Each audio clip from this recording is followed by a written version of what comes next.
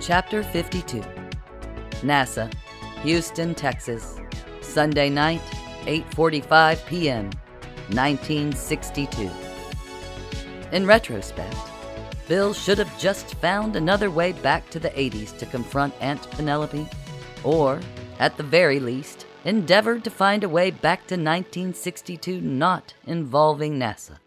But he thought, ignorantly and based solely on his last trip back, he and Marci might arrive during off hours, on the weekend or overnight, breezing through an empty office and on to Aunt Penelope's ranch-style suburban home to politely request she not bequeath her clock to her demented kin. And they had, arriving on a quiet, dark Sunday evening in Houston. "See?" Bill crowed to a still dubious Marci as they exited the claustrophobic janitor's closet. Marci, already alarmed by the details of her husband's reckless repeated visits, opened her mouth to answer when a wall of bright lights clicked on with a blinding flash. A voice from an intercom booming, "Stop right there, alien! We've got you now!" This was followed by the bark of a walkie-talkie from behind the bank of lights, and the voice of Dr. Nardoli reporting solemnly, "The alien has returned, and it has brought its mate." Now, several minutes into an interrogation, seated in rickety wooden folding chairs, facing a panel of armed military personnel and scientists across a long metal field table inside a white hazmat tent hastily erected in the NASA parking lot, Marci sighed, shooting Bill a withering frown of disappointment, mouthing, "See?" Dr. Nardoli clasped his hands before him, opening his mouth to speak. "Who are you and why are you here?" Crew Cut 1 shouted over Dr. Nardoli's introduction.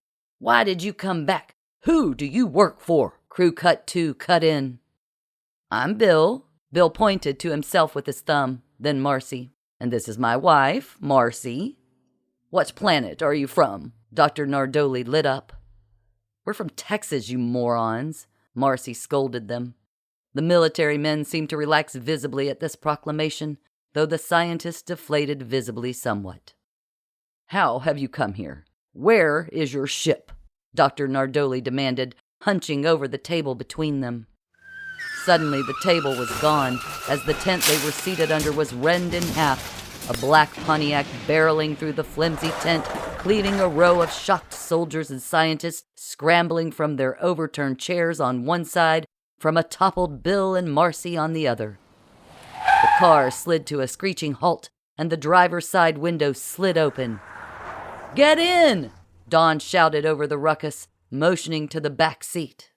Stunned, Marci and Bill rallied to their feet, hesitating only a second before lumbering through the open window of the back seat, the tires squealing as Don threw the Pontiac into drive.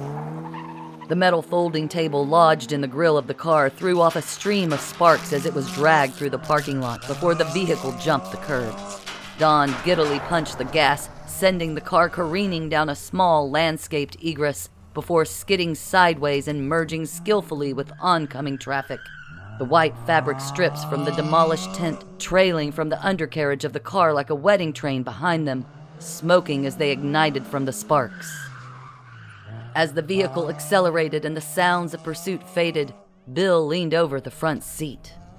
"Don, thank you for the save, but why the fuck did you do that? I couldn't just leave my best pal now, could I?"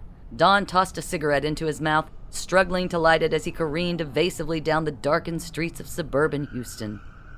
"Do we know one another?" Bill queried cautiously. Perhaps he'd missed something. "I figured the motherland sent you to help." Don looked over his shoulder sharply, a distinct Russian accent emerging in a flash. "I thought they would have sent you with a plan to get the propulsion diagrams from the doctor." Bill sighed, realizing belatedly, "Oh, you're the commie spy. And you're not really an alien, yes?" Don chuckled, checking the rearview mirror, muttering, "We all have our lies then, good. Otto, Bill and Bill's wife. Bill's wife." Don motioned behind the car. "We have company." There was a line of flashing police cars. unmarked military vehicles, and white military vans trailing them at a consistent, persistent speed. "What should we do?" Don moaned, tossing his cigarette out the window while changing lanes erratically as he struggled with his jacket pocket before pulling a small black pistol from it and waving it around the car recklessly. "My mission has gone sideways, as you say. We'll have to fight to the death." Bill glanced down at his watch, realizing there was still time to try and salvage the trip, stalling. Wait, Dawn? It's gonna be okay. You said you were looking for the propulsion plans from the doctor. Dr. Sanders, right? Because I know where the doctor lives, huh? How about that?" "Yes," Dawn nodded, perking up. "Perhaps that would be enough to buy my way back home. Where is Dr. Sanders?"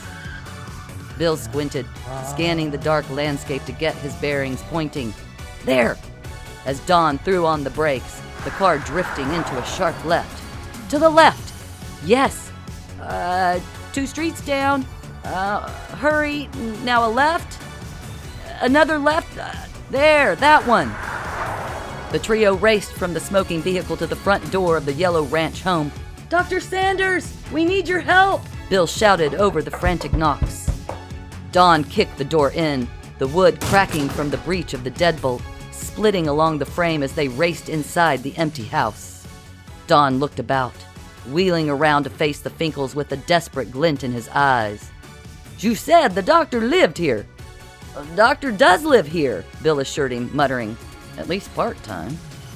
As Dawn raced from window to window, Bill led Marci to the kitchen, where she paced as Bill ran his hands around the bottom and sides of the clock, sighing victoriously when his fingers touched the panel on the back left-hand side and slid it open.